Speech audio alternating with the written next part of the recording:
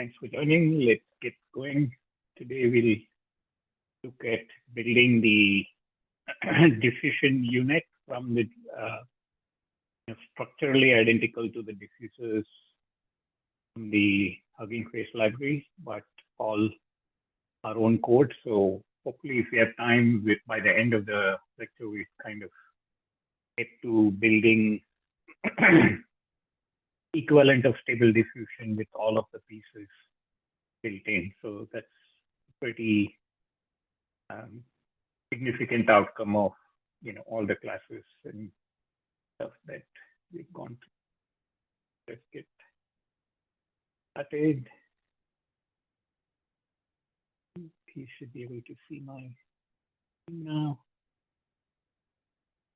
So all the initial stuff is the same, and import the fashion MNIST. The one thing he does here, and this is again something that you can play with, is he uses the Keras setup, but subsequent to, or in one of the next notebooks, he points out that actually cosine scheduling works even better for fashion MNIST than Keras, but he recognizes that only after he's done with the notebook. So kind of use the Keras notebook settings for the noisify, the scalings, the collation, and the data loader part, create the data loaders.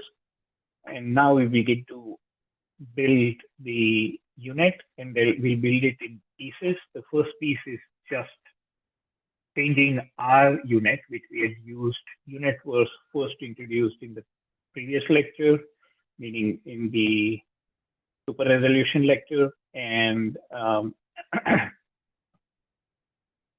the structure of it is as follows. You can listen to the lecture to kind of understand. We have a down path, and then we have an upside path, or a down conversion path, and an up convert path. And the two are cross-linked with the saved activations from the download path being passed on and either concatenated or added to the corresponding image from the upscaling path, so that get the identical set of, or at least helpful set of activations. It's almost, you can think of these cross connections as kind of roughly equivalent to the RESTnet non-activation path, which helps. And it's similarly, these cross connections really help.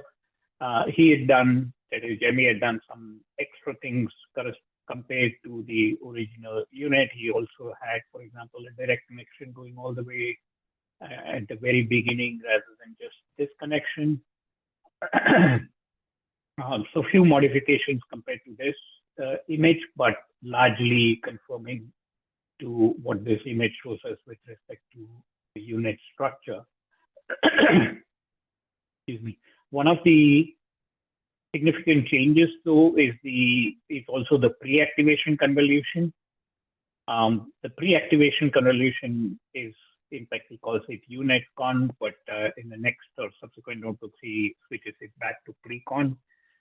Basically, what it does is, typically in our convolution setup, until this point, what we had done was done the norming and the activation at the very end. So, for example, we would combine the path coming in, and so let's see whether I have, unfortunately, I don't have an example here, but you can go back and look at the old notebooks. And in those, you'd find that the activation and the final activation was applied to the combination of the convolution path and the ID convol path.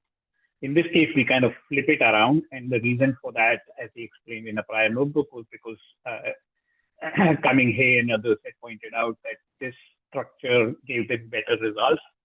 And so in the pre-activation, what we do is we first norm, as is shown here.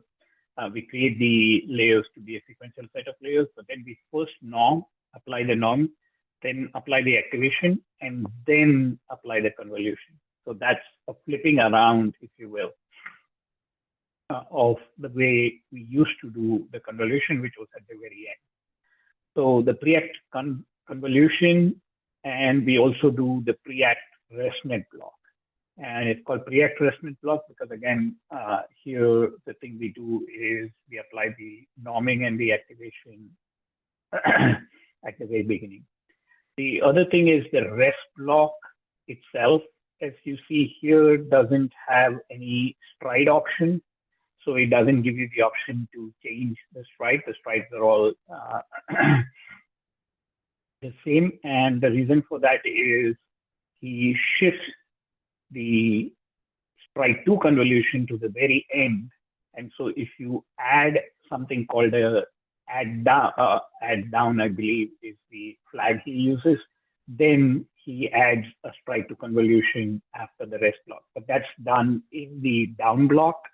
And so it shifted away from the rest block. The rest block, again, therefore, has no option to do a stride. The stride 1 is what is used, which is the default, which means that the image size doesn't change as it goes through the rest block. It changes if we have this add down flag.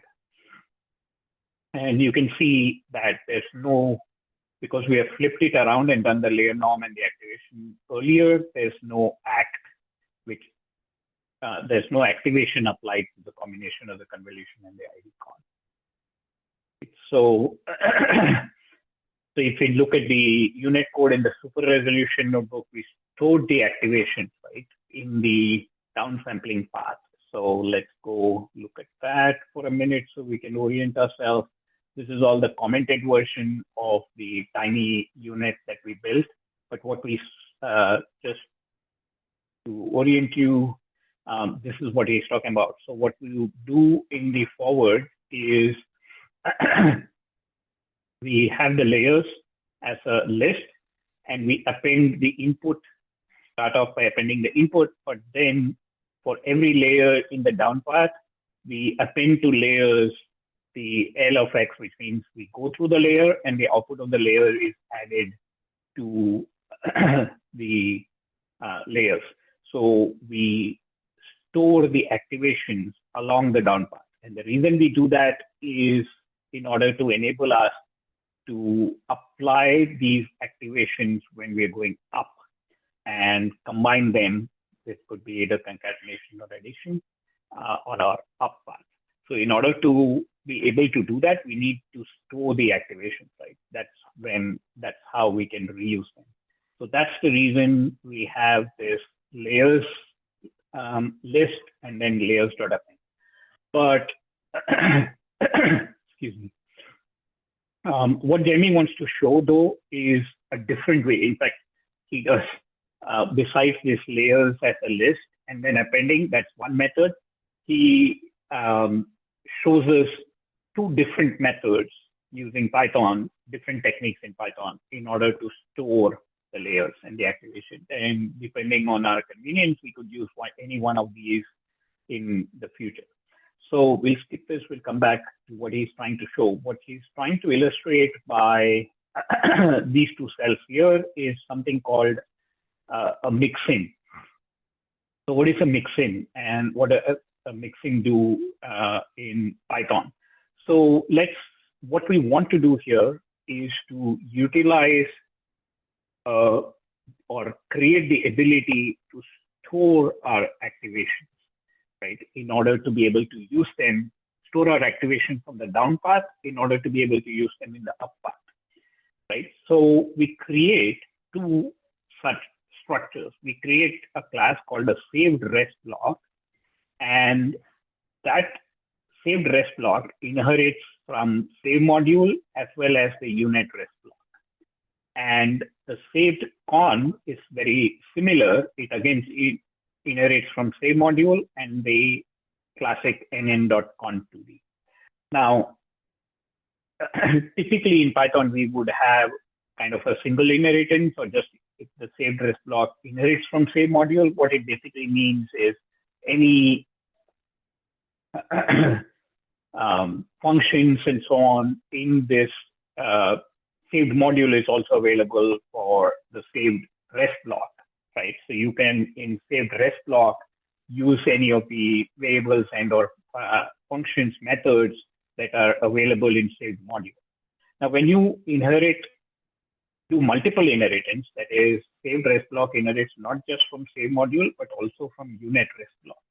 Then how does this work? Well, simple thing is you can, in the saved REST block, access any of the methods from the save module and the unit REST block. Okay, that's cool.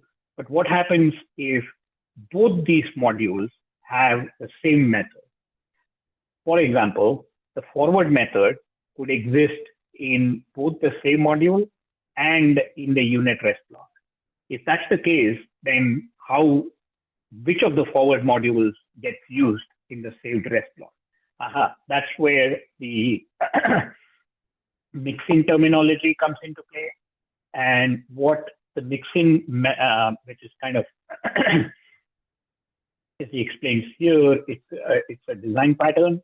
And when you use that mixing design pattern in Python, what you are actually doing is the first class that you inherit from uses, if there is a shared method in both these inherited modules, the inherited classes, then what the saved REST block does, or its forward does, is or I should say the same module's forward function uses the forward function of the unit REST block.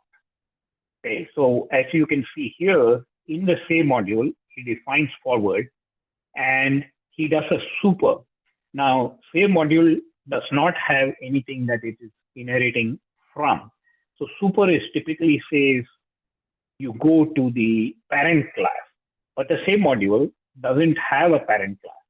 So when you do multiple inheritance and you use this super, what this implies is the forward of same module uses the forward of the unit REST block. That's what this whole structure of using multiple inheritance allows you to do. So by that, what we do is the self.save, in the saved attribute of the same module, we have now saved the forward call of the unit REST block. And we return the self.save in the same module. And then we don't do anything in saved REST block or in the saved con. So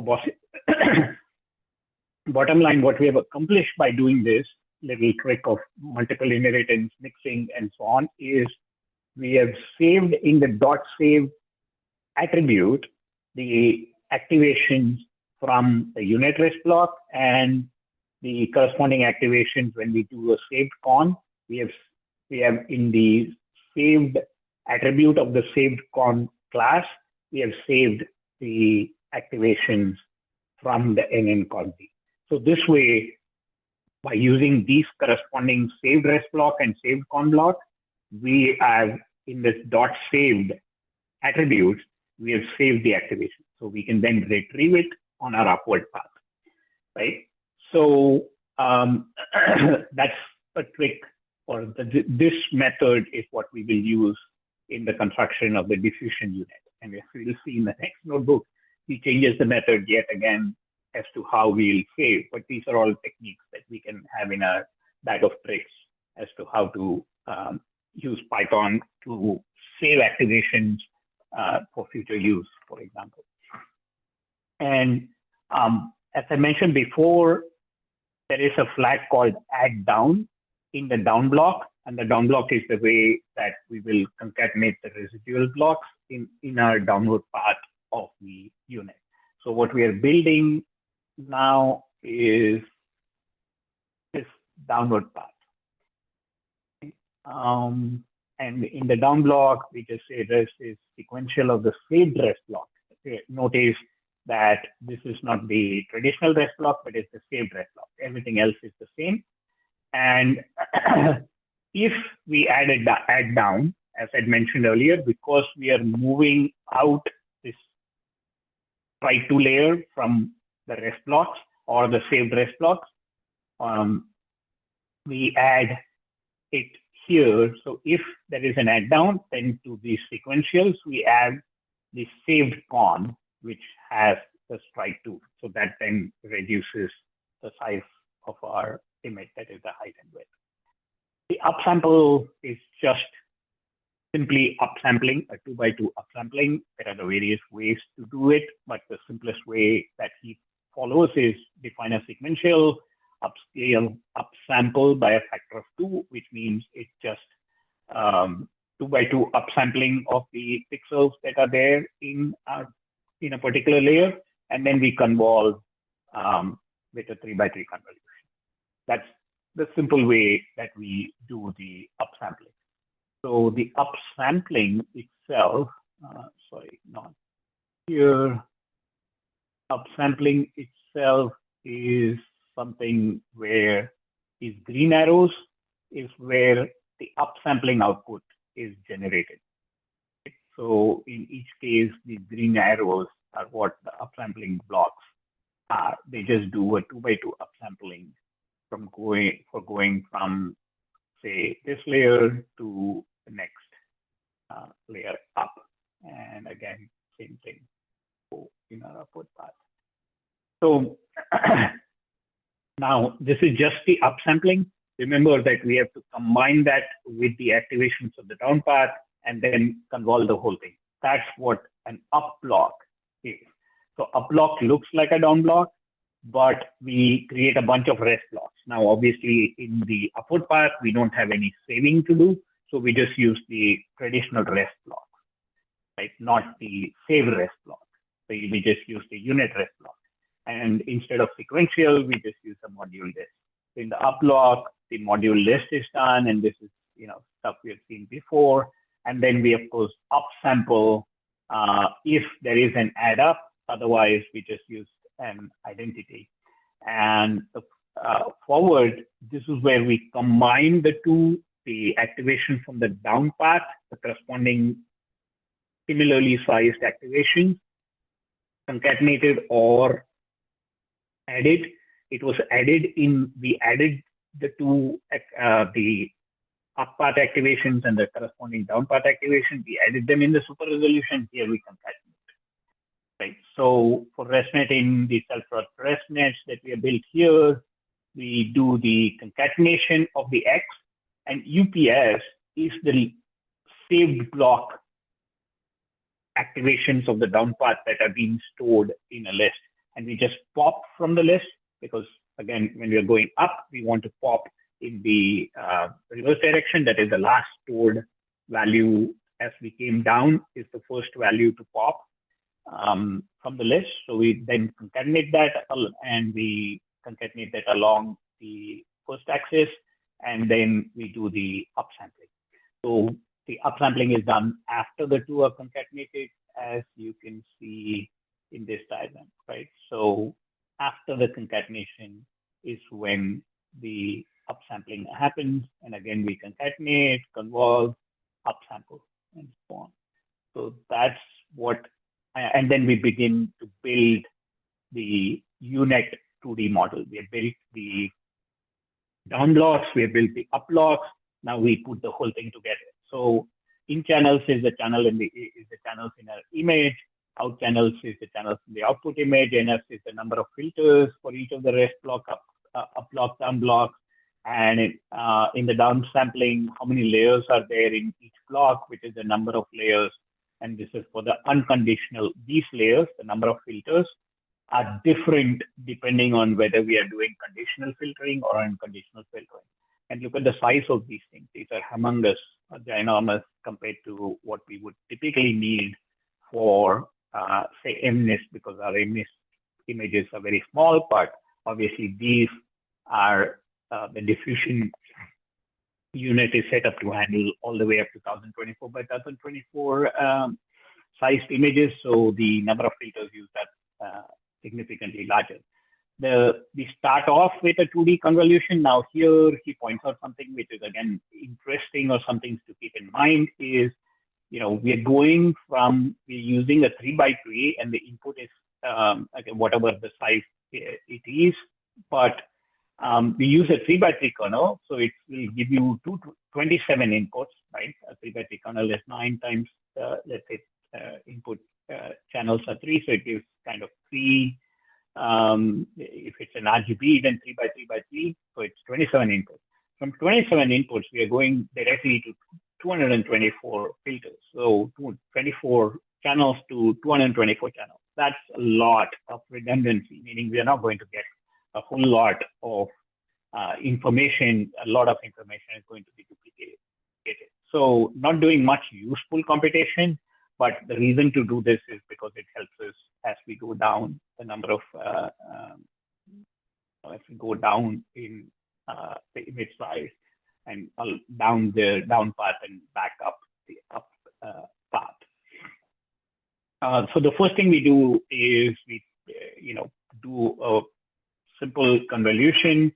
Then we do the down path, go through the number of filters, and the first filter apparently, even though it's the sizes are just mentioned this way, goes from 224 to 224, then from 224 to 448. So we have one going from 224 to 224, then from 224 to 448, that's 2, then from here to here 3, and then 4. So the first rest block contains 224 to 224.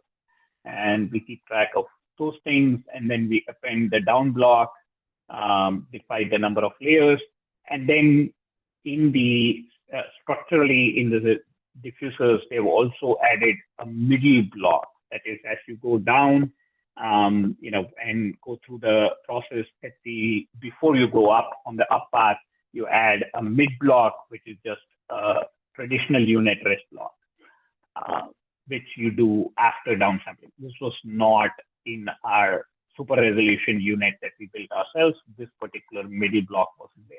And then go through the reverse list, which is the reverse.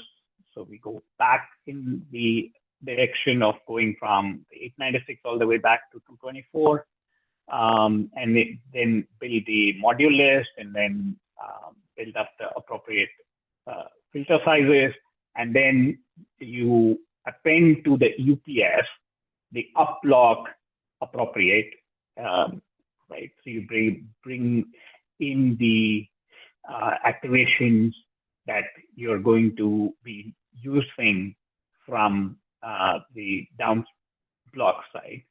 And the one thing to notice here, and we'll discuss this a little bit more, is the number of layers is the number of layers that's typically used, and the +1. The +1 is because of the added, when we provide the add down flag, we add the saved con, if you remember, in the download path. And the saved con provides another layer besides the rest block layers. So even though we are just using the rest block layer as, number of layers is just 1, here we will need the number of layers to be number of layers +1, because we will also be getting the saved con block from our down path. So that's the reason that we increase the number of layers by 1, and then we convolve out the final convolution. So in the forward, what happens, or these are the definitions, sorry. Then in the forward, what we do is we just do the input convolution, and the saved becomes the list in which we save the input, and then we pass the X through all of the down paths. So we have built up the downs here, which is just sequential. So we get that. And then we have to grab the saved attribute from all of the self.downs.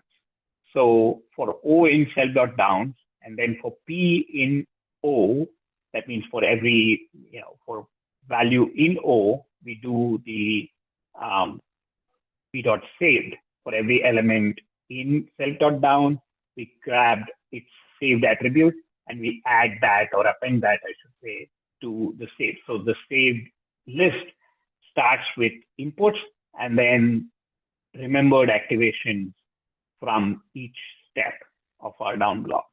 And then we have the mid block, which we added here, and then we go down, and then we go up in So for block insult.tps, we do the block X and save. So here we are passing the two things to the block, and so those get concatenated, and then we do a final convolution as we get up.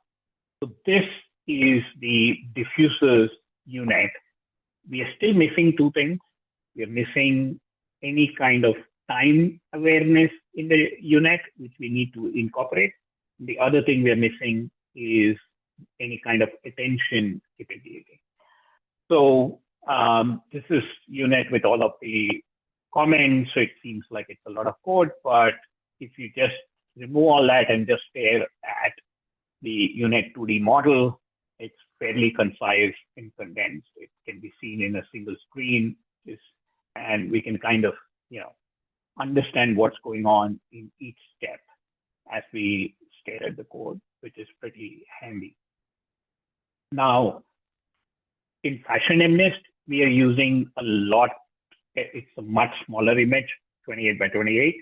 So we don't need these ginormous layer or channel sizes. And we just use channels, small number of channels. You can see the number of filters is just 32, 64, 128, 256. And using 2 layers per block, right, which is pretty standard. So the upsampling path number of layers is going to be 3, not 2. And the reason for that, as I mentioned, is because of this additional add down convol. That's the reason we add saved con in addition to the saved rest block. And the saved con is used to reduce the size. Right? So that's the reason that the number of layers as we go in the upward direction has to be increased by 1. That's the reason for the num layers in the UPS is num layers plus 1. Right? Because we have 1 more layers. Traditionally, we are using 2 layers.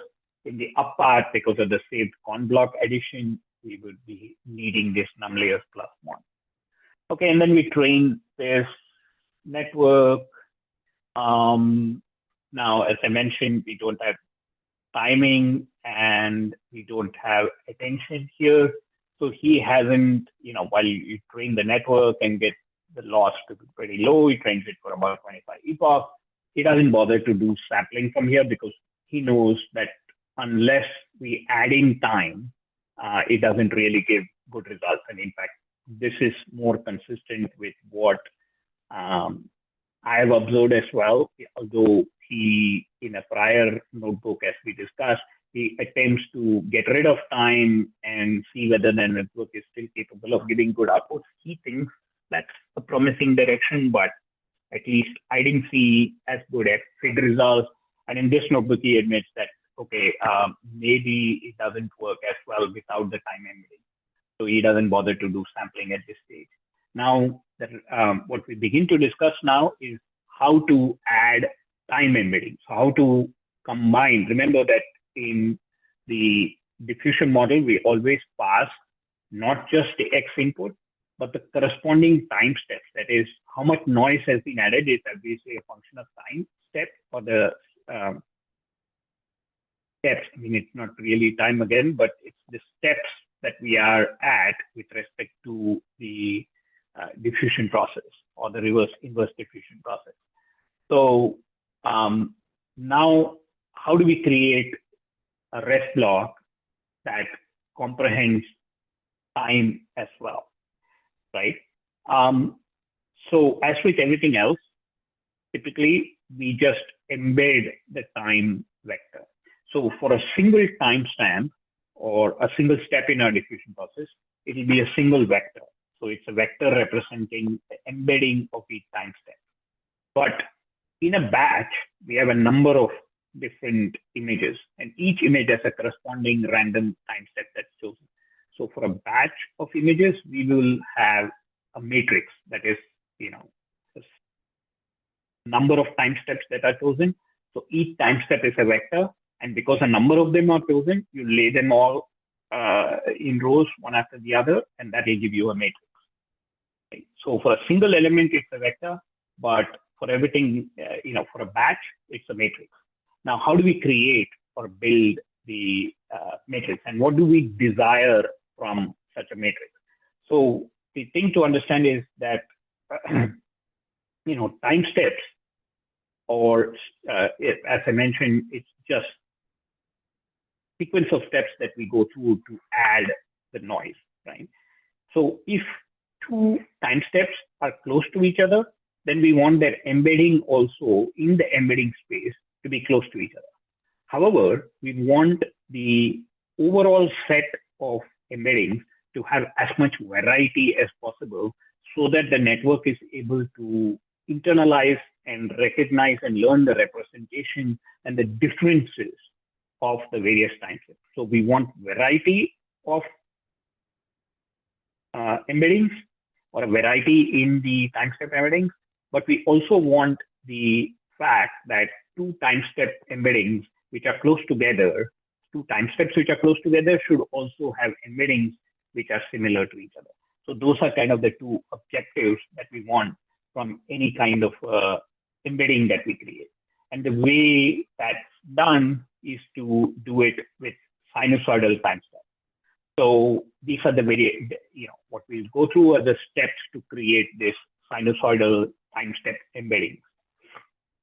So to first determine the size here is chosen to be 16.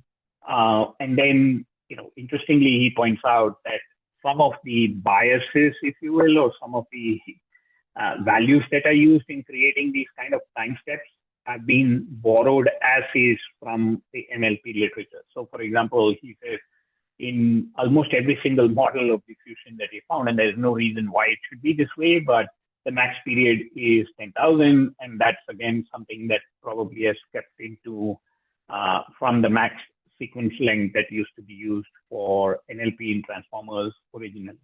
So let's start with embedding dimension of 16, and then we just do a lin space, and we break it up into whatever, into 100 steps between -10 and 10. Max period of 10,000. We do the math.log of the max period and get the value. We'll be using this. We want numbers between 0 and 1, and we'll need 8 of them. Why 8? When we have decided the embedding dimension is 16, we'll kind of get to that shortly. So then we do this exponent. If we take the log of the max period, which we saw is this value, multiply it by the lin space of the time steps. The time steps are 0 and 1, and we use embedding dimension by 2 as how many steps we use. And this embedding dimension by divided by 2 integer divide, so it's 16 by 2, so it will be 8. So we want numbers between 0 and 1, and we want 8 of them, and we do that by, we create that in exponent. And if we plot the exponent, this is what it looks like. Now, we now do e to the power of each of these 8 things that we've created here. We also have the actual time steps that for each picture in our batch. So let's say our batch could be 128, and they have the range of, if it is keras, then sigmas. If it is anything else, it's time step t.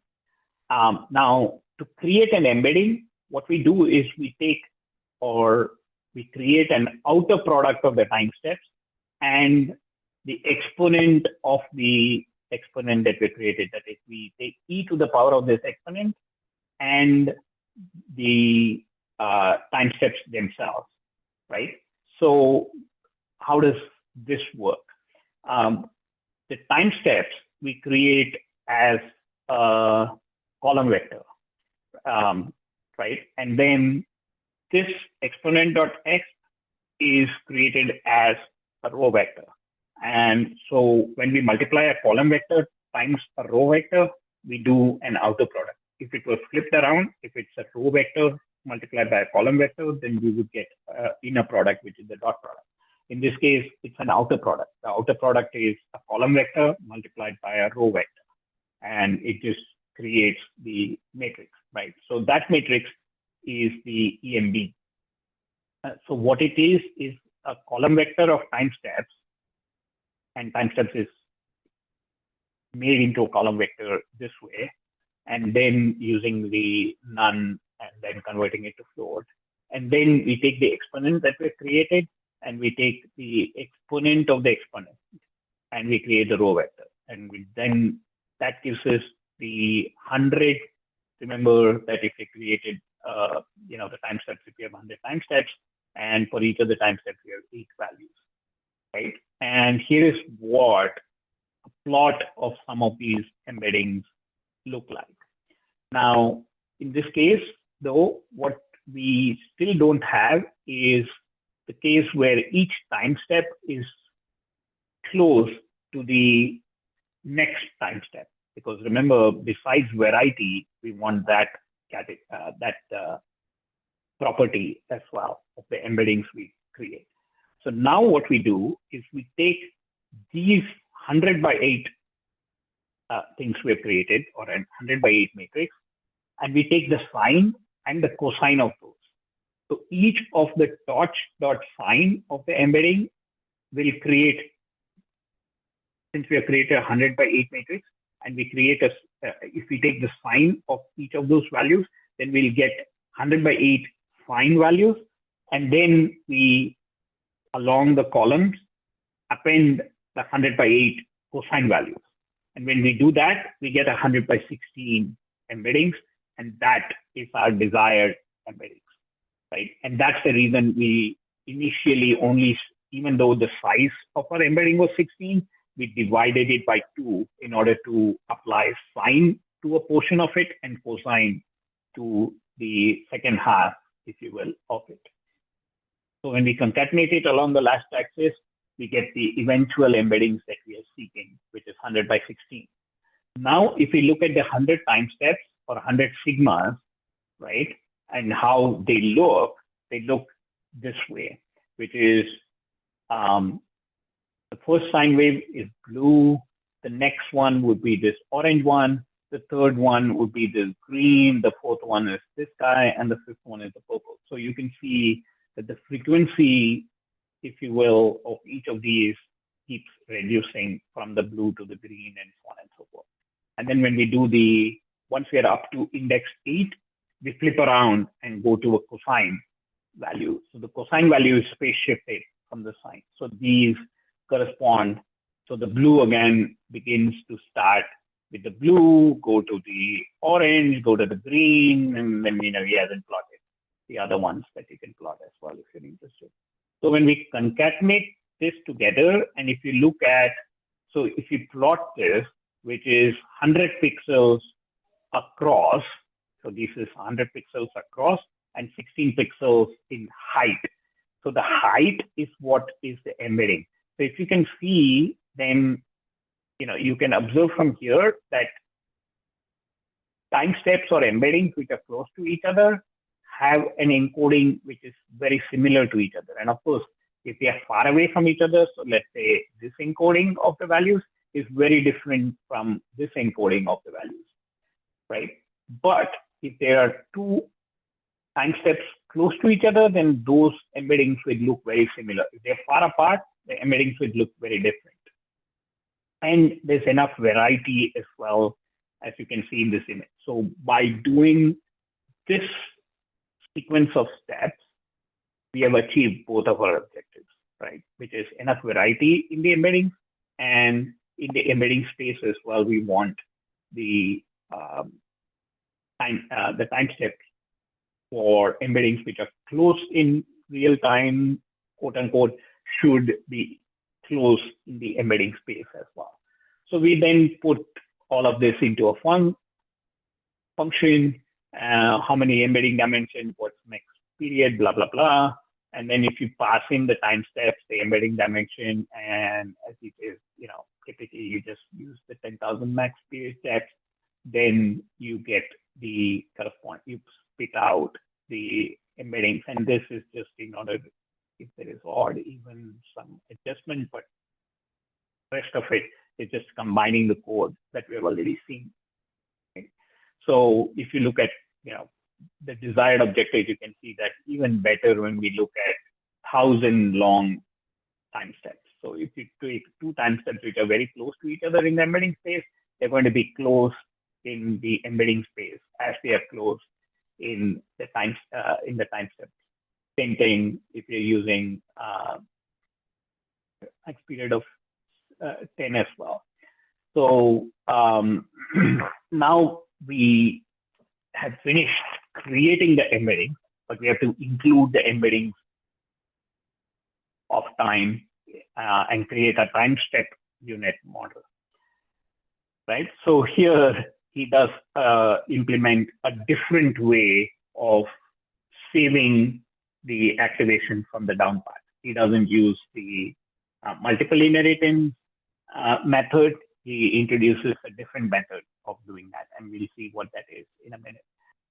He defines a linear layer, and we'll see the use for the linear layer in a little bit. The activation is a silu activation. We'll also, I think,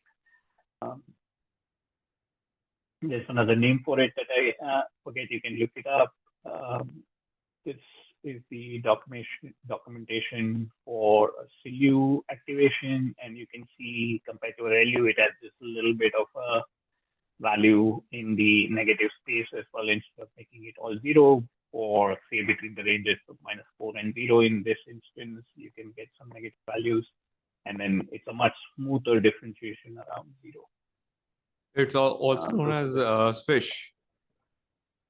Yeah, Swish is the alternate name for it. So we define a linear layer using that, and then we begin to introduce a time step embedding in the rest block, right? So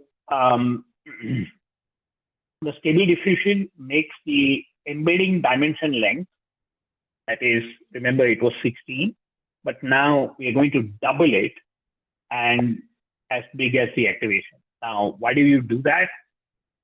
We do that in order to, once we double it, we have twice the size, and then we chunk it back into same size as what we would want to use, and we use one part of it to scale and another part of it to, by scaling, I mean multiply, and another part of it to shift. So not only are we creating these embeddings, but we are using the embeddings in kind of two ways.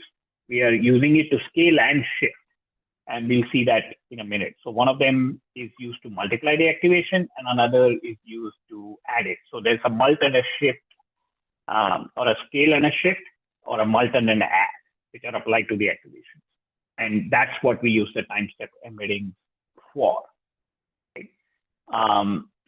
And the other thing we do is we don't just take the embeddings as is, but we also put the embeddings through a linear layer, and that's the linear layer we created here. Now, why do we do that?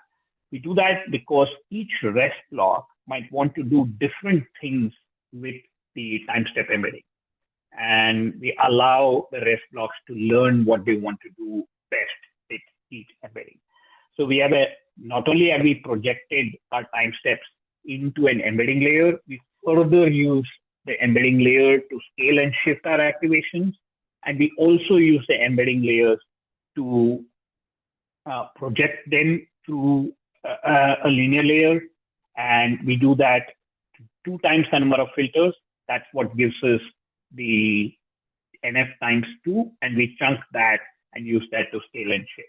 So that's the reason for using the linear layer or the MLP. And we use the silu activation for that, right? So now we have to build the embedding REST block, which is pretty much the same, except for we are adding this little linear layer where we go from embedding the number of embeddings to NF times 2. And the NF times 2 is because we will use the chunking here, chunk. So now we are back to embedding instead of embedding NF times 2 and along the dimension 1. And then each of the 2 pieces will be referred to as scale and shift. And then we apply the, and I believe, although he doesn't explain it, but this 1 plus scale is because if the scale is very low, we don't want it to be close to 0. So we add in a 1 plus scale, I think. And we multiply the X times 1 plus scale and then shift it. And that's what becomes our new X. and then we apply the con2, which is the second con. And then we add to the input with a stride1 con if necessary to change the number of channels. So that's what is our embedded REST block. And by doing the embedding REST block, we have now brought in the concept of time embeddings into our unit. So this is the second step. The first step was just building the unit. The second step, or building a basic unit. The second step is adding the concept of time. The third step would be adding attention, but we'll get to that next. Any questions? Well, let's go through also how we add the saved values from the down block, which he does differently in this notebook. As I said, it's a good practice of exercising our Python muscles. Here, he does a function passed into a function, almost a decorator, if you will. So let's look at how he creates, again, the saved attribute, which he will then use in the upward direction, right, in the up block. So what he does is, let's say we pass in a module, M, and we also pass in some other value called block, let's say. So we take the forward function of the module, save it in M underscore, and then we define a new function, which is the underscore F. What we do is we, to the saved forward function of the original module that we passed in, we call it, save its results in RES, and then to the blocks saved attribute, so we pass in a block as well, and to the saved attribute of block, which is this, we append the result of the activation, right? And then we return that result. And what we do before we return the module is we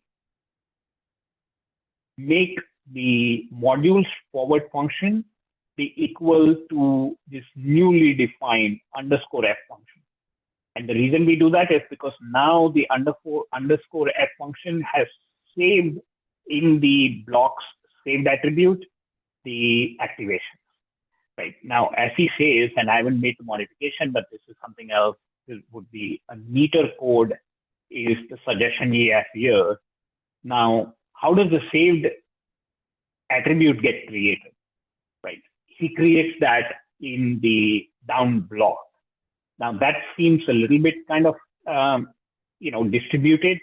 I would have, and it would have made more sense or an easier to understand if the attribute itself was also created right here rather than in a different piece of code.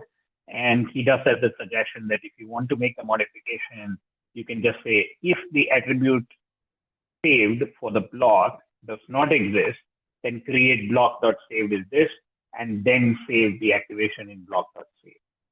Currently, since this line of code doesn't exist in the saved function, he creates the saved attribute in the down block. You can see that here. Okay. So in the down block, he creates self.save. But you can remove this line of code from here and add this line of code in the saved function, and you would have identical functionality. Right. So he just explains what I just told you in how this saved function passed to a function works. And this @wraps is just from the Python library, just copies in the documentation and works as cleans up, if you will, with respect to a decorator. So we have to create the saved attribute in the down block. And now this is a different way, but basically we have accomplished the same objective of in the .saved attribute, saving all of our corresponding activations from our down path, which we'll need to use in the up path. So then we build the down blocks. Here he doesn't use sequential. If you recall, in the original unit he built, the down block was sequential, the up paths weren't. Here he makes both of them moduleless. So self.rest, which is a module list, everything else. Now we are using an embedded rest block, not the saved rest block, but we applied the function saved to each embedded rest block. And the function then does what we need it to do, which is it creates the saved attribute for these corresponding pairs. And then in the self.town, also we do the last and then con d if there is an add down. Right? And then for forward, we create the self.save. Now we can't use sequential because remember we are now passing in two values. That's also the reason why it changes it from sequential to module list, because the thing is a sequential just passes in the output to input. It can't, the basic and n.sequential doesn't have the ability to have two inputs. So he kind of changes it to module list and then does it this way. But he says, hey, if you wanted to, you could create your own sequential as well, where you pass in two values. But anyway, the traditional sequential doesn't handle that. So you then convert it to module list, and then for each of this, pass both the X and the T. The T is now an embedding. And you do the self.down of X and you return it. Up block is the same as before, except you use embedded rest block instead, as we concatenate as before and use the pop of the UPS. The self.module list, embedded rest block, all these are the same. And then you upsample. And then for forward, you do the concatenating of X and the UPS.pop, dimension 1. And don't you forget, we also pass in the corresponding time step embedding as we go up as well.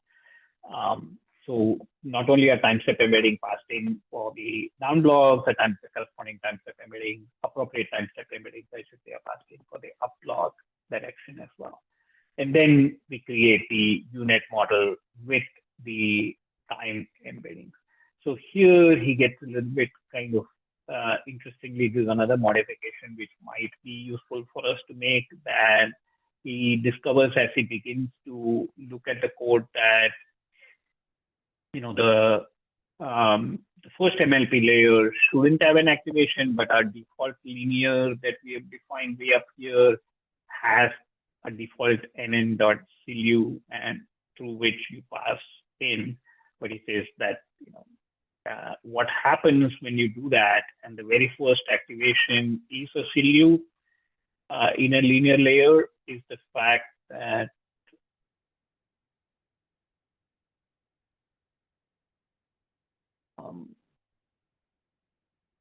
the way, as soon as if you use a silu or any version of ReLU, as soon as you pass in an input, you can see what happens, right? You've just lopped off all the negative parts of your activations that are coming in, or your inputs that are coming in. So you've lost half of the inputs coming into you. That's not something that we ideally like to do. So the first of the two-step linear layer should not have had that. So that's where he says that the lin should be with act equal none, followed by act, then linear layer again. So that means the first linear layer shouldn't have an activation. You do the linear layer, then apply the activation, and then do the second linear layer. But anyway, you use he doesn't change the code. Maybe you would get a little better results if you did that. In the embedded NLP, you use the sequential of just the two-layer linear network that we talked about. This is in order to create what I talked about already, that two times the embeddings and then chunk it down so that we can use the two pieces which are equal to scale and shift our activation.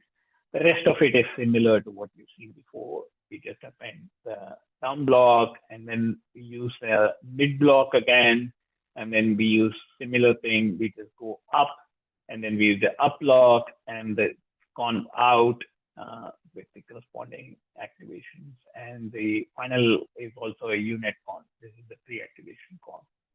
So forward, we pass in the input, which is a tuple now containing X and the time steps or the sigmas, depending on which of these carriers or the cosine thing we're using, call the time step embedding function. So it creates the time step embedding and then put the time step embedding through this embedding MLP 2-layer that we've created. Then we do the X. We take the input convolution and pass the input through that. Then we go through the down path after storing X in saved for block in self.down. X is block of X and the time step embeddings. And then we add in the saved, which we get from each of our down steps, right? Here's something else comments out that, unlike if you've kind of fiddled around with NLP, in NLP, we just pass in the time steps or the corresponding, position awareness related embedding just at the beginning of the entire transformer stack. And we don't care about that in any subsequent processing within the transformer or any of the transformer layers. That's not what we do here, because as you can see, we pass in the time step embedding in every step of our down path and in every step of our upward path. So he's kind of wondering, that's the comment I have here, is has anybody done the evaluation to figure out whether we need to pass in the time step embedding for every down path and every up block as well, if you will. But that's what we do. I think removing this might not work as well in case of decision, but that's something we can play with and figure out if you have compute to spare. So we then go through and apply or supply the embeddings and the input to all of the blocks, get the mid block for block in self.eps, return self.conf out, finally the final convolution of X as well. And then obviously go through the mid block, go through the up block. Remember that in the up block, we not only pass in the X, which is the input coming in from the layer below us, we also get the corresponding embeddings, and we also get the corresponding saved value coming into us from the corresponding step of the downward path. Okay, and now we have a stable diffusion unit with time step embedding completely comprehended. And this is the code without the comments. So again, as you can see, in a single screen, we can pretty much figure out the entire code. And it kind of is, once you understand what we're doing, it's fairly self-explanatory. Right, so you create the embedding model, train it for 25 epochs. You can kind of see it's not a very stable training. It stabilizes over time. And then you sample. And this is again from the Keras notebook. You just get the different ways of sampling. And just a heads up, for some reason, he kind of throws the linear multi-step and the integrate at the bottom of the notebook, whereas he's using, or at least what he uses eventually, is a sample LMS. So you may want to shift around these cells in order to be able to do the predictions or the sampling. And if you see, you can get a pretty good set of images by sampling from a diffusion unit with time step embeddings encoded in them as well.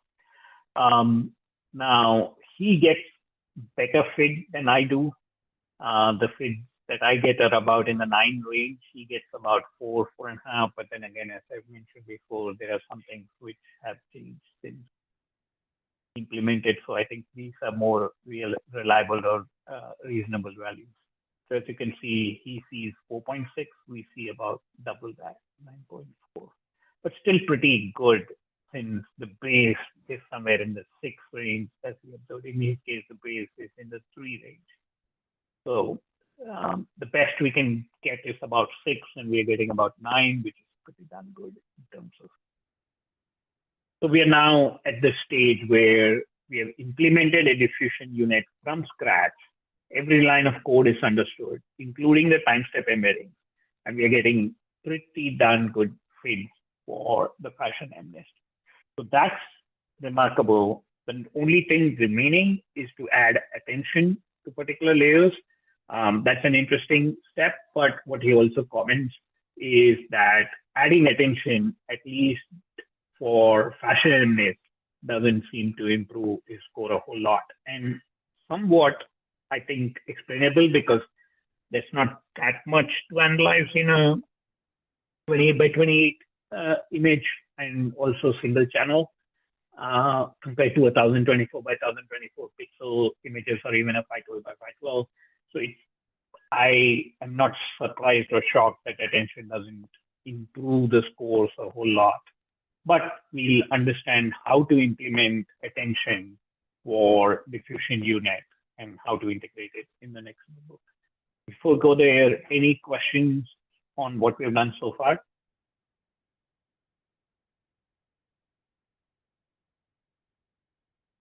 Okay, if not, let's go to the next notebook, which implements attention.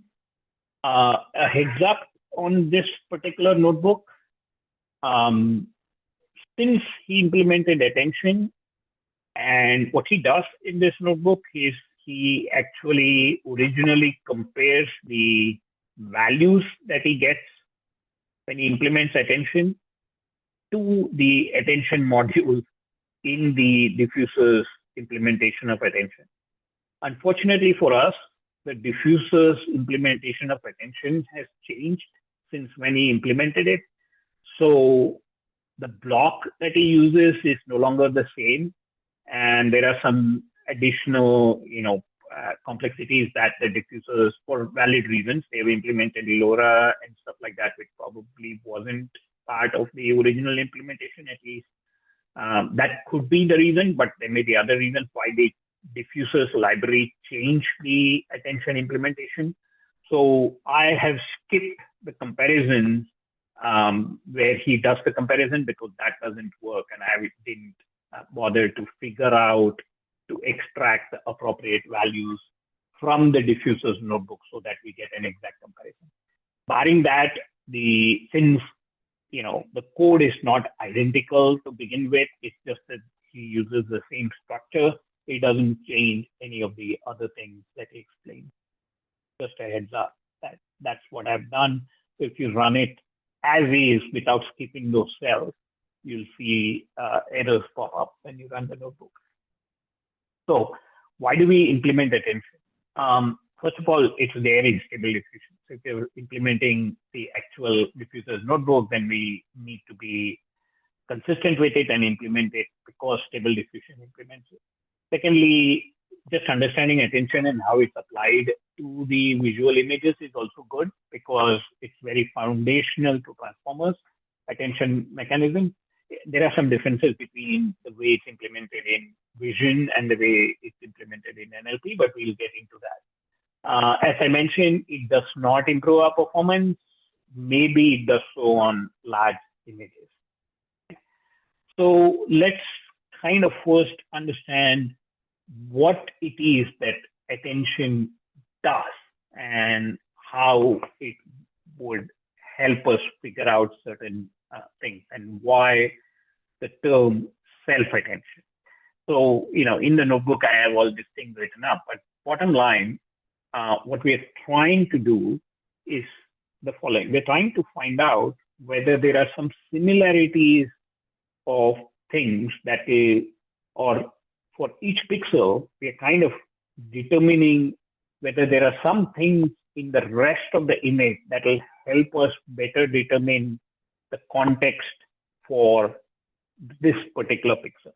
So, for example, the example he talks about in the video is you can think of these red things that he has put down as kind of rabbit ears. And if that's the case, then each of the pixels in this red piece of what he has shown as the rabbit ears would be better recognized by any processing we do of this set of pixels by being influenced by the existence of the corresponding other ear in the image. That will help any mechanism we have to say, oh, I have an ear and I have another ear on the other side as well. But that will only happen if we allow pixels in various portions of the image to kind of influence each other. Now, in convolution, we already allow pixels within the filter range to influence each other. We have already seen that. We've also seen in convolution, right, how through the fact that these convolutions are layered, that we also allow pixels which are far away to influence, but it's very indirect. Attention helps us to make that very direct. That is, a pixel far away from this rabbit ear is allowed to influence the pixel of the rabbit ears. So how do we implement that, or how do we make that, bring that into reality? So what we do, first of all, is we take this entire image and we flatten it into a single, if you will, think of it as a linear array that we flatten it into. So this is the H dimension and then the width dimension, right?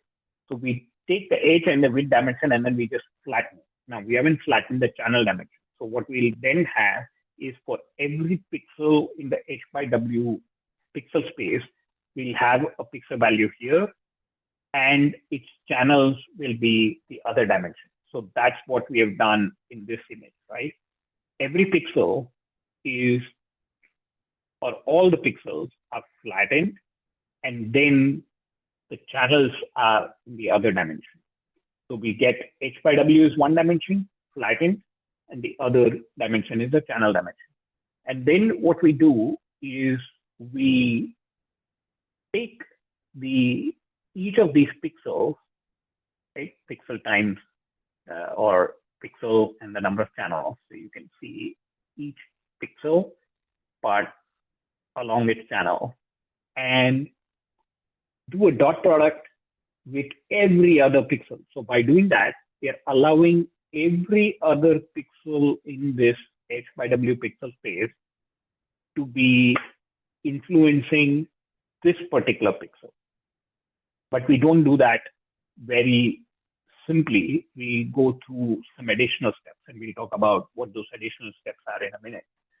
But again, the goal of this is to allow a pixel far away from the particular pixel to still influence this particular pixel. And we do that by taking the dot product between each of these pixel elements, which has these channels built into it. And so it's a vector, multiply dot product with every subsequent pixel as well. In the vision, what is done, and this is not typically done in the NLP space, is you add that pixel to the product of the pixel with every other pixel. The other thing we do, though, is we normalize. That is, we take a softmax. Why? Because we want every other pixel's influence on this pixel, but we want it normalized in the sense that we don't want these weights to be any arbitrary value. We want it to all add up to one, so that the sum of these other pixels' influence is made to be one. And obviously, whenever we want to do that, you can just take a softmax, right? That will give you what we need and make all the weights add up to one. But the other thing we do is now, when I said that we take the dot products, we can do that for the entire H by W by doing this matrix multiplication shown here, right? Which is H by W, H times W. So it's a flattened row.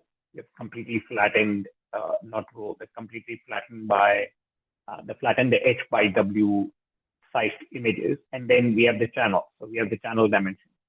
Now, since we want to do a dot product for every vector or every pixel, then we just transpose it, the same matrix, we transpose it, and we do a matrix multiplication, right?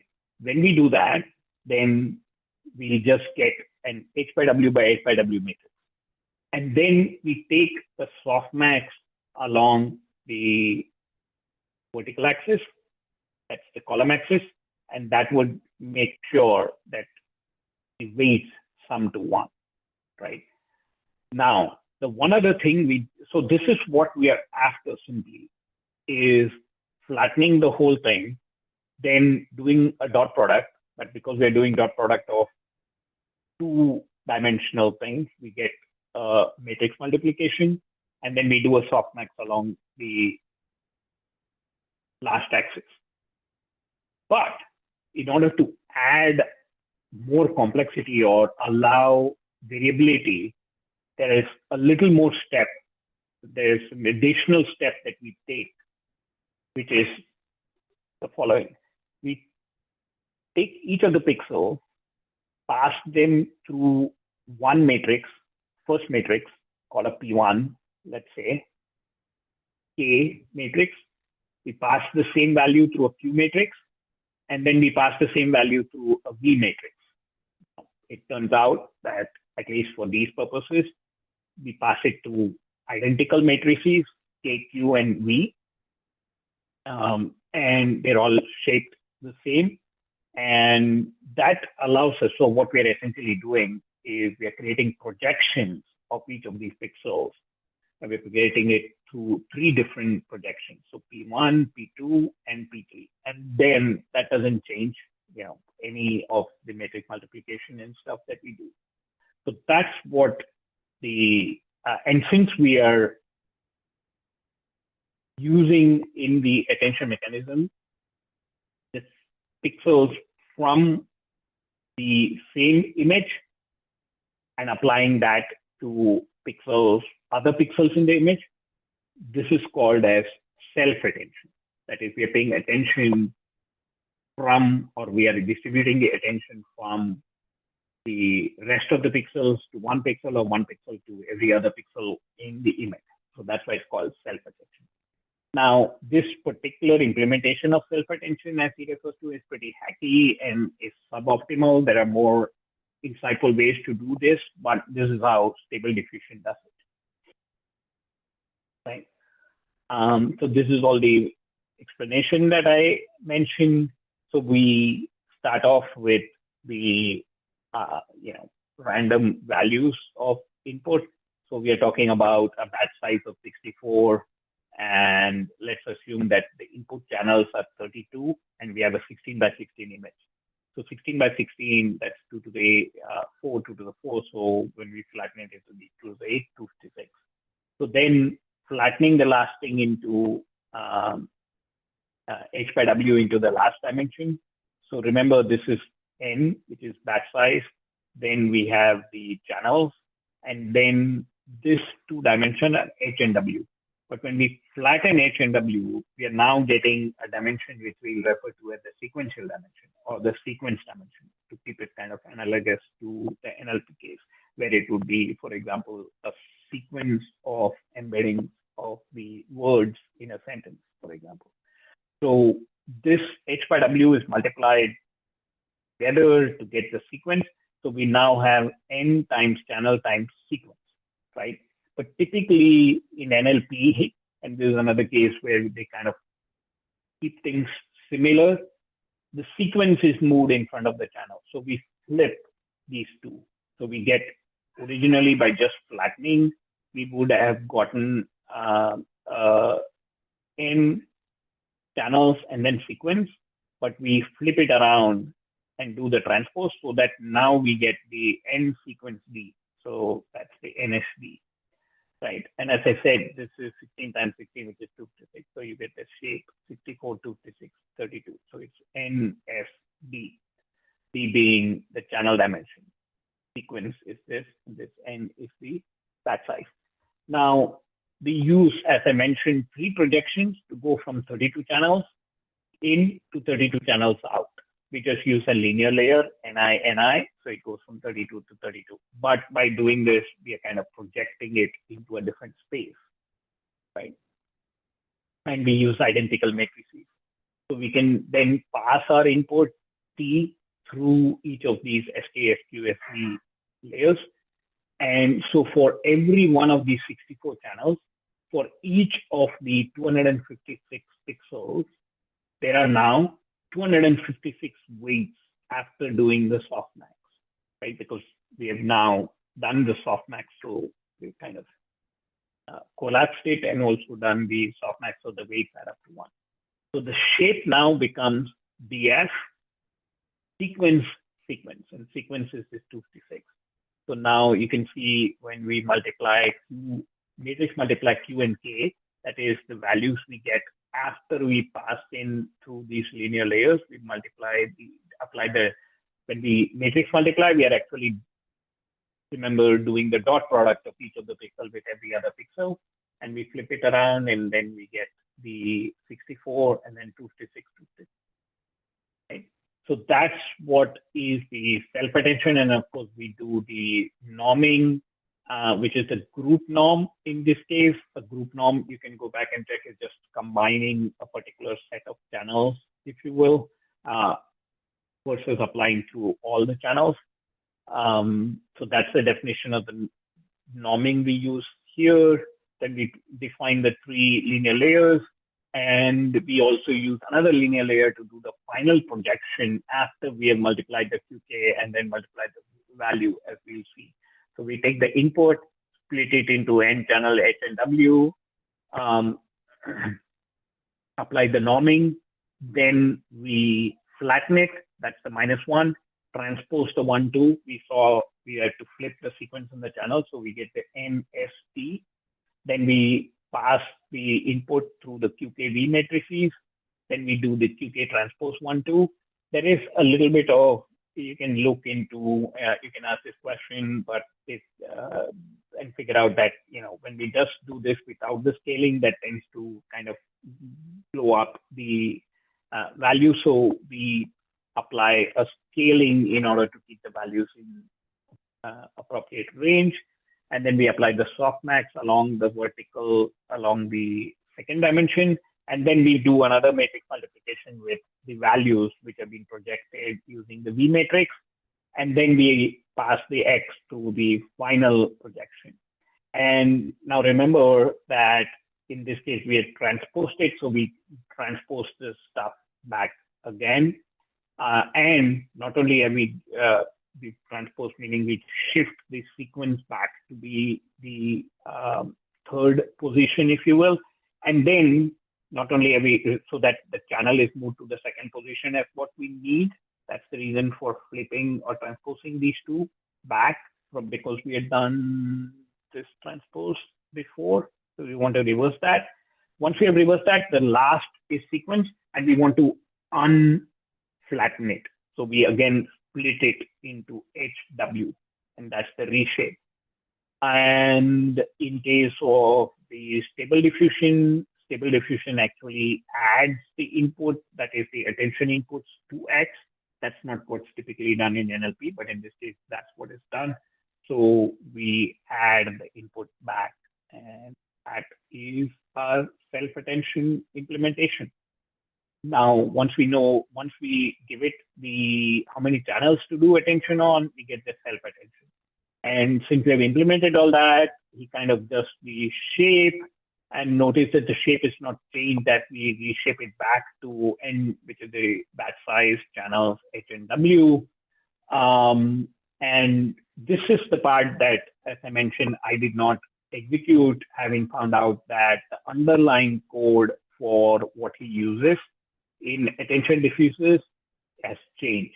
So I was playing around with it to figure out, okay, where has the stuff gone? Because you can see that originally just used attention dot k. He says, in the original code, it was just attention dot query dot key dot value, but that doesn't work anymore because those values are not there in the attention block. And if you go to the diffusers code in the diffusers module, the attention block and stuff, there is attention, but there's no query key value here. What I did notice is that in the attention processor block, because you can see there's a lot of processors set up, and they use different processors now. And the attention processor, on the other hand, has the key, the value, and the query, which then does the attention to K, to V, and there'll be a corresponding to Q somewhere here that does the multiplication. So I just have to figure out how to access the query key and value from the attention processor block, which is used in the attention block, and shove that in to the code here to get it to work. But without that, that doesn't work. Have you figured that out, Mayank? Were you able to get the access to the appropriate values, or are you still working on that as well? Yeah, it's working for me here because I might have installed it at the time this still was working. So Oh, okay. So you it, might have an earlier version or something.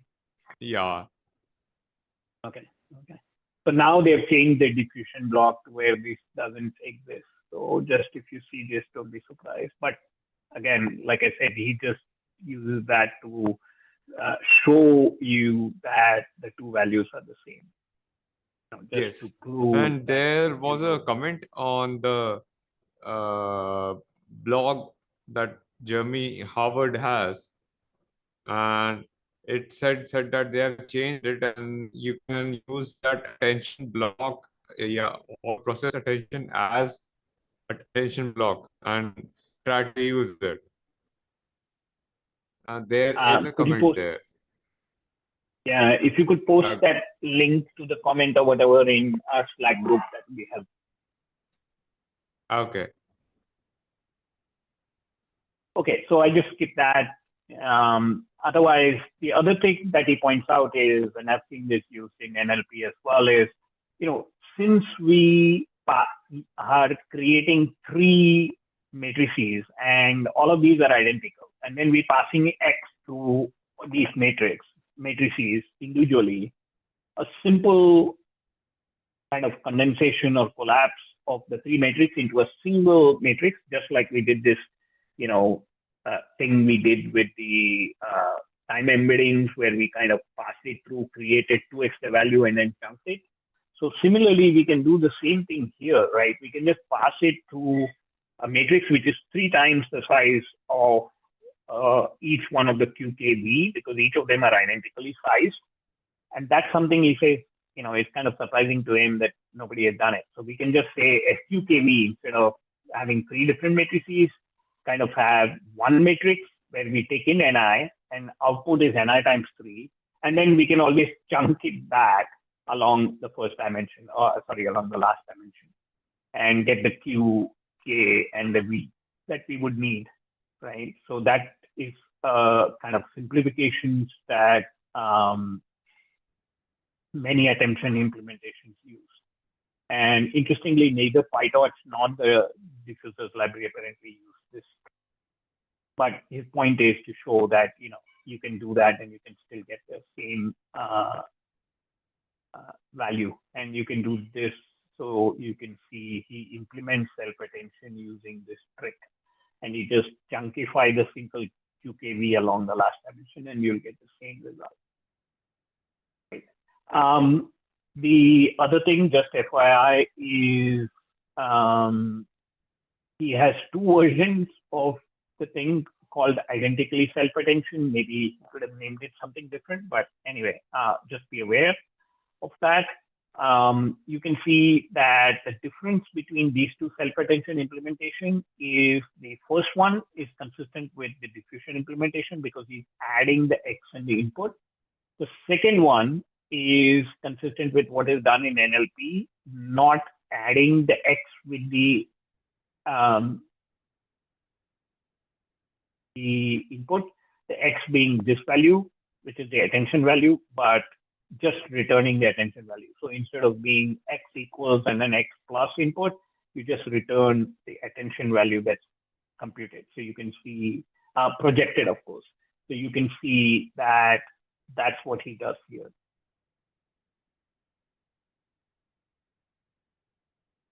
For some reason, he has forgotten the reshape as well. So I don't know whether he uses this. So just be aware that this may be, I skipped over this cell as well when I was running because this is not what we wish to use. It's this guy that we need to use to be consistent with stable diffusion. But anyway, as you'll see, he kind of scripts over all of that and uses the multi-head attention directly from the PyTorch module. This is just so that we can understand every line of code of the implementation. Self-attention is this, and then he calculates the standard deviation and stuff of the self-attention. The other thing he explains is the multi-head attention. And in multi-head attention, what we do is we split out along the channel dimension and allow groups of channels to be processed independently. So what does that mean? Well, if you saw, we did the dot product of 2 pixels, right? Now, when we did the dot product, we did the dot product of 2 pixels across all the channels for each pixel, right? Remember, this dimension is the channel dimension. If, on the other hand, we wanted some specific groups of channels to interact and not allow the interaction across channels until later, then what we can do is we can slice this pixel, each pixel, along the channel dimension and create groups of channels that we then multiply. Now, unfortunately, in this illustration, he misillustrates how the boxes are drawn. So he's drawn the boxes correctly here. That is channel grouping. So, you can think of this first box as a group of certain number of channels, group of another set of channels, third group of channels, fourth group of channels. But here, when he shows this, he has done it incorrectly, as you can see, because by drawing this box horizontally, which means across all channels, this is not how you chunk or how you create the multi-head. This blue box should have been vertical in the diagram. That is, you take some number of channels, so it should be this way across all the H and W.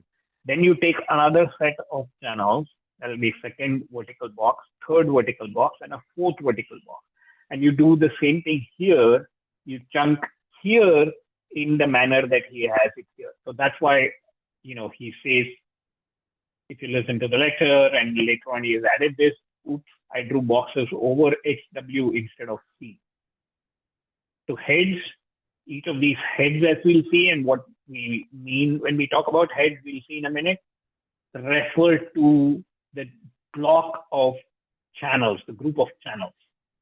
So each group passes through a head and the heads are separate.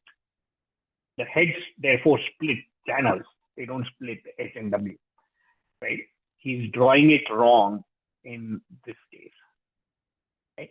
So multiple heads are now used to determine which channels we care about for which pixels, right? So instead of just multiplying HW times a single set of all channels, we do, HW times C and then C times HW. We split the channels up and assign them to separate heads. And then we do separate metric multiplication for each group, and each group of channels is assigned to a head. So why does this help? it helps, well, in NLP, it helps for a different reason because, or the benefit is slightly different. There could be other benefits, but one of the benefits of having these different heads is allowing different set of weights for the different channels, which could be the reason that you could potentially find out or allow the transformers to detect which of the meanings of the same word could be important. For example, if you say bank, you could mean the bank where we keep the cash, or it could be the bank of a river. And how do you allow the network to differentiate between these two banks? Well, that's how, this is one of the ways that happens in NLP, is by allowing the channel grouping to take place and splitting it into multiple heads. So the multiple heads can provide us, oh, in this instance, given the context, the bank that we keep the cash in is probably what it's meant, right? And therefore it influences the words that go around it, and the attention that's paid to them. In this case, also the same concept is applied, and it allows the different sets of channels to pull in or influence different things in the image. So for example, he kind of tries to illustrate that in this diagram. He says, oh, the red might want to influence the blue and the green may be differently influencing. So, or in other words, this set of pixels, we want to influence the fact that there is another rabbit here if this rabbit here exists, and so on. So we want to find not just the similarity between remote pixels, but we want to also allow it to influence the pixels in some particular way. So that's where the pointed ear example comes in, right? So we put our matrix through different projections, right? And there's another explanation of why we want the query and the key. So the query could be even though these values, these terminology of query and key is more associated with databases, but in this instance, what it means is when I give you a value of a pixel, what other pixels should influence this pixel? And that's what we're kind of trying to figure out. And because of that, we could be, in order to allow that to happen, we first put the value that we're getting through these matrices for query, for key, for value, and so on. So those are all projections, and these projections are all past the same matrix. And because they're all past the same matrix as we saw before, the name for this is self-attention. So where we were of splitting it up into different heads. Now with softmax, what the other reason we do it this way, and that's a very good explanation that I haven't seen highlighted elsewhere, is remember when we did the dot product of the channels across all channels, and then we took the softmax of the weights. When we do that, what happens is whenever we do a softmax, all the weight, or I should say the addition of all of the weight should be equal to 1.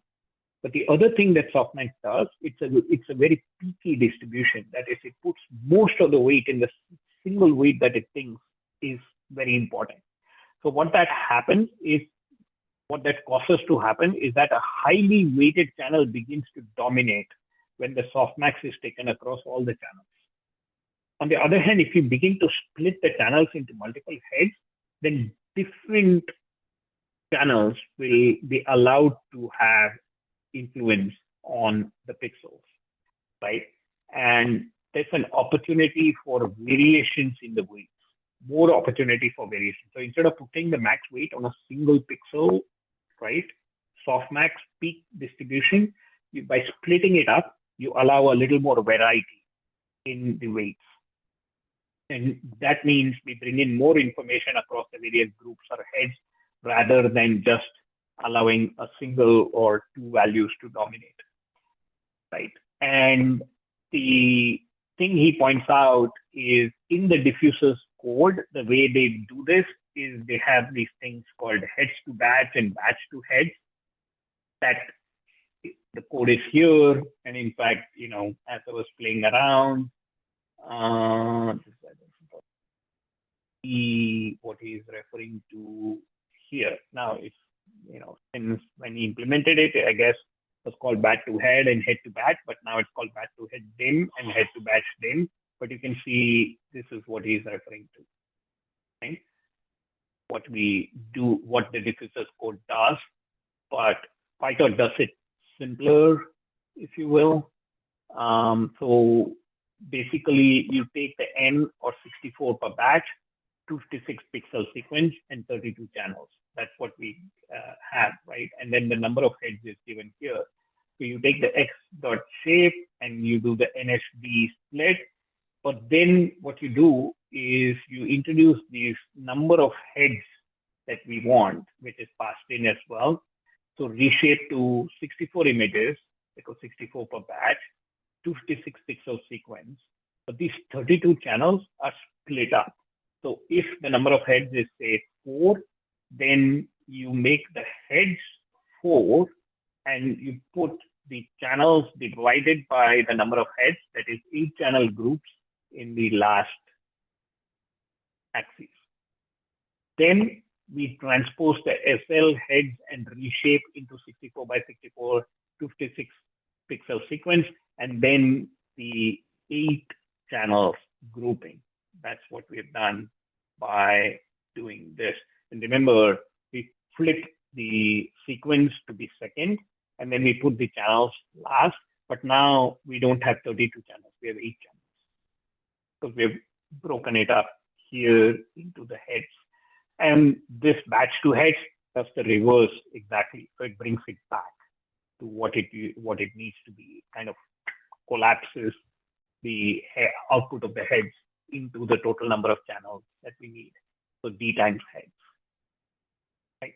And then he says, this is somewhat confusing because you need to keep all these dimensions in your head, write it down. At least I often find the need to write this stuff down. I can't do it all in my head. And it's a lot simpler by using the INOPS rearrange stuff. So in the INOPS rearrange, in INOPS, basically you can just specify a string.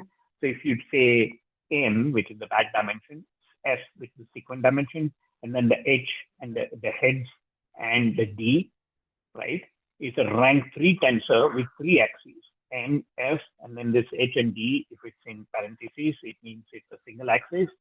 In the first dimension of length n, second of length sequence, third dimension in parentheses is of length h times d, where he specifies the head. Now, I wish he had stuck to the head example of 4 that he uses here, but just heads up that he changes it to be 8 here, right?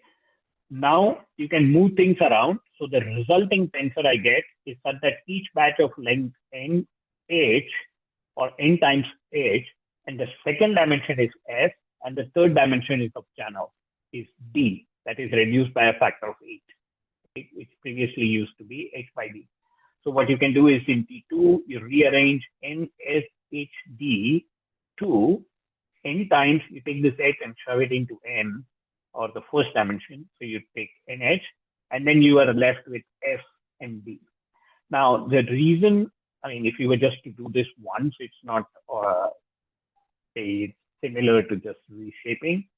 But the cool thing about this is you can again do a rearrange if you want to get this back and literally flip the sequence that you just provided.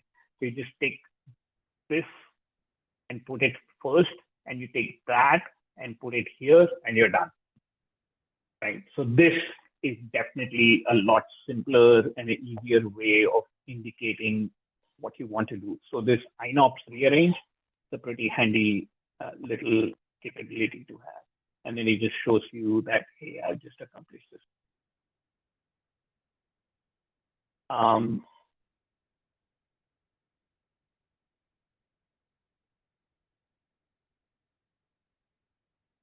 And basically, this is just an explanation of what we have done with the number of heads and what I just showed you using rearrange. And, using, of course, by the way, also using this single matrix, QKV matrix, if you will.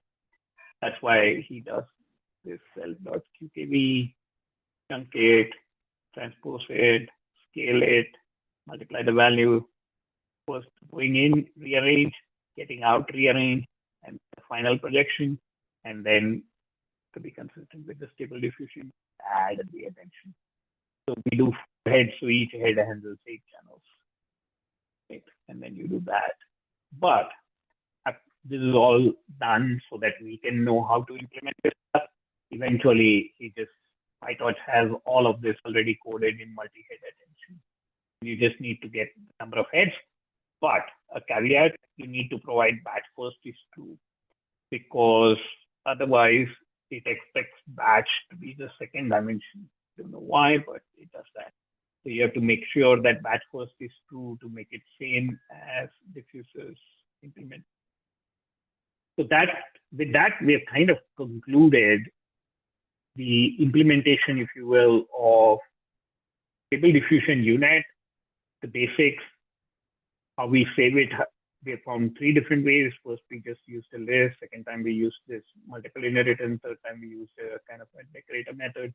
We also did the time step embedding of adding cosine, sine, and then providing that, putting it to an MLP, doubling it, chunking it, using time step embedding into our embedded unit.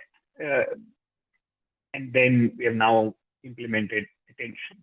So we'll combine all of these in our final thing, and we'll also, time permitting, look at the conditional. I think we may run out of time. I might start with this notebook in the next class, but let's see how far we get. We may have about 10 minutes or so, so I'll take a few more minutes to see how far we can get to this.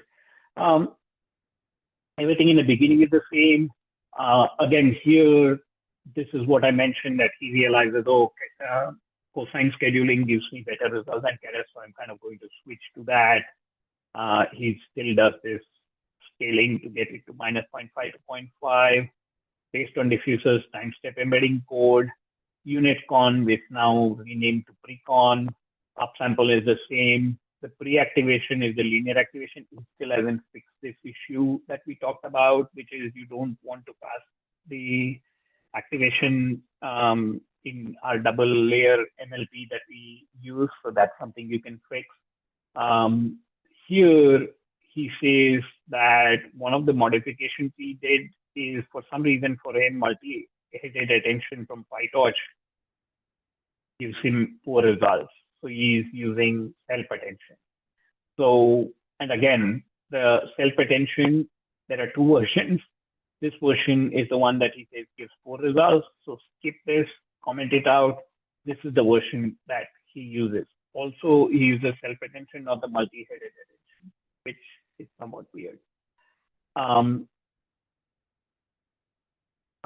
Also, this is 1D self-attention. That means a single linear layer, but he converts it to a 2D by just kind of creating a shape here. Right. So this is very similar to what we did before. Right. He just doesn't, I mean, the multiple heads are still used, but he doesn't, for some reason, use it. Or he says, for some reason, the multi-head attention from PyTorch didn't work for him. So he just uses code that we have created ourselves and then converted to the embedded rest block. Remember, now, the thing we have to do here, besides the X, besides the time embedding, we also have to pass in the attention channels. So how many channels do we kind of pay attention to, if you will, right? That's something that needs to be passed in. Now, the other thing which is to be kept in mind is that we don't apply attention to every layer as we go through the down blocks or the up block. And it kind of makes sense why you don't apply attention to every layer, because at the top of the unit, where H and W are significantly bigger, for example, if we were to use a 10 by 10 image, 1024 by 1024, you can imagine HW times HW is 1024 by 1024. That's like a gigantic matrix. And you also have to consider the number of channels, which is quite, while the number of channels may be low, it may be 3, but you still have the HW to be very large. So because of that, we kind of apply attention only at the lower levels, that is when H and W are relatively small. So typically that happens around when the H and W are about 16, right?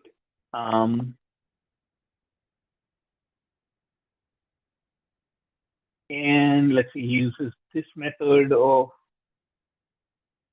that we have used to do the saved. Now we say how many attention channels we want as the rest block need that. Everything else is the same. The up block also needs attention channels, right?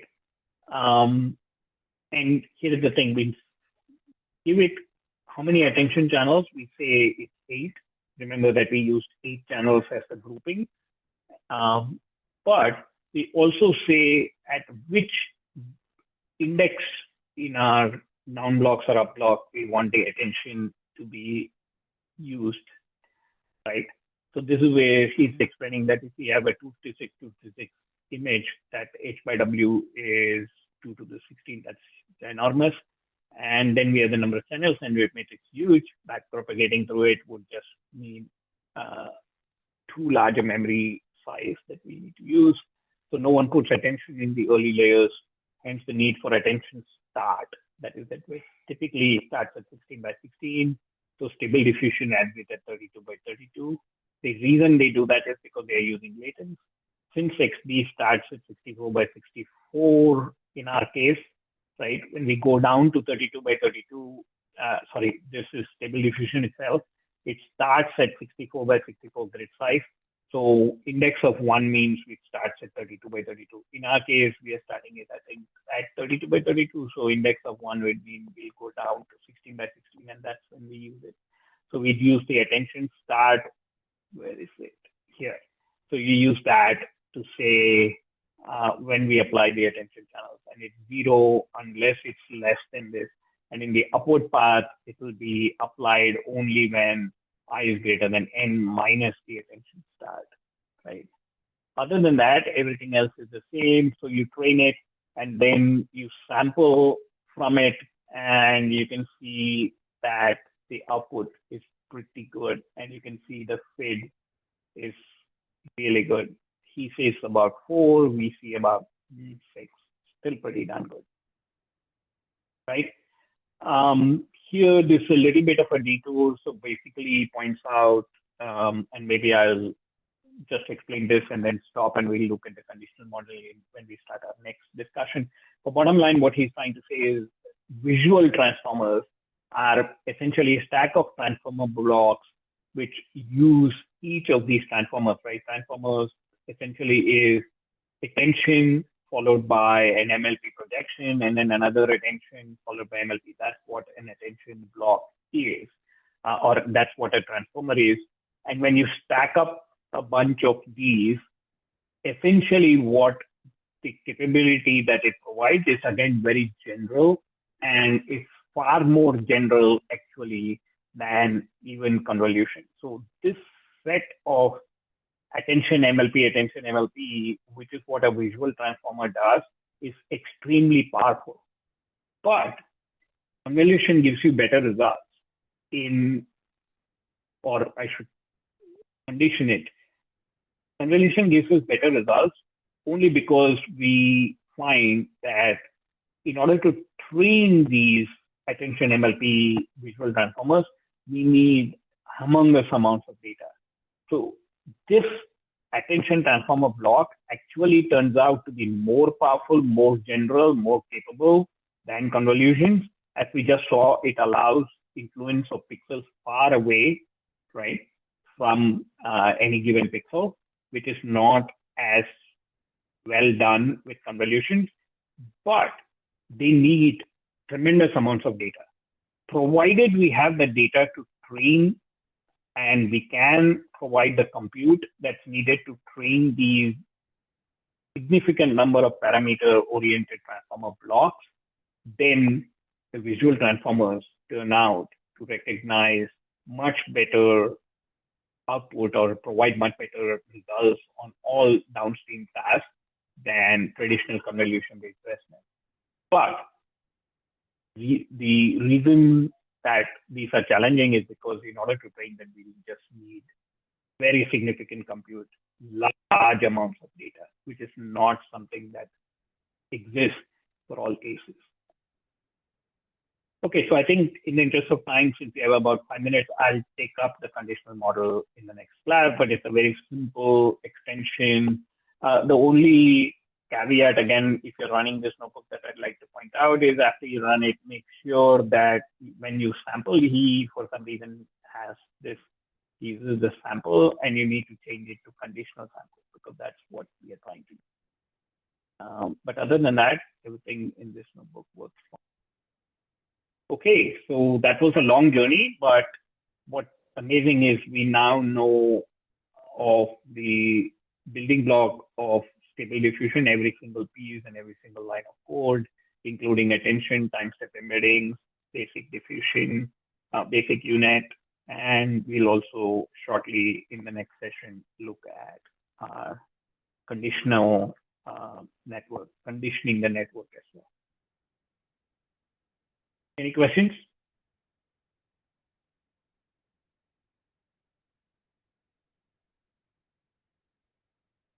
Hey, if not, thanks for joining. See you all next week.